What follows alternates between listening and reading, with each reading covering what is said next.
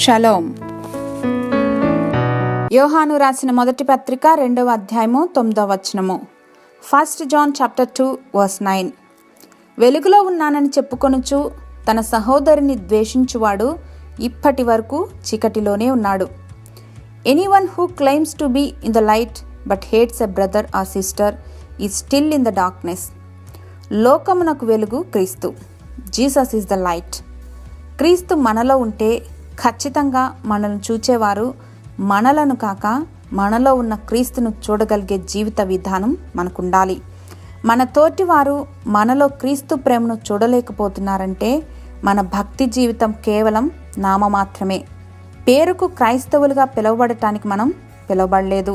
మన పిలుపు అత్యంత పరిశుద్ధమైనదని జ్ఞాపకం ఉంచుకుందాం.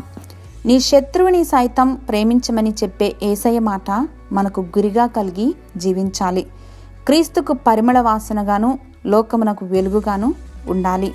ప్రేమ, ఆదరణ, స్నేహభావం, సహాయం చేయాలనే ధోరణి యేసుక్రీస్తు ప్రేమకు నిదర్శనం. మరి ద్వేషం, కోపం ఇలాంటివన్నీ చీకటి సంబంధమైనవి, అంటే సాతానుని యొక్క ప్రేరేపణలు.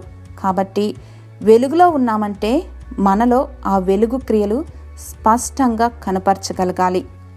ప్రేమామయుడైన మా తండ్రి, రక్షణలోనికి నడిపింపబడిన మేము మారు మనసుకు తగిన ఫలించి మీ నామమును మహిమపరిచే జ్ఞానమును అనుగ్రహించమని, అటువంటి జీవిత విధానాలు మాకు అలవర్చమని యేసు నామములో ప్రార్థించి పొందుకొని మా ప్రియ పరలోకపు తండ్రి.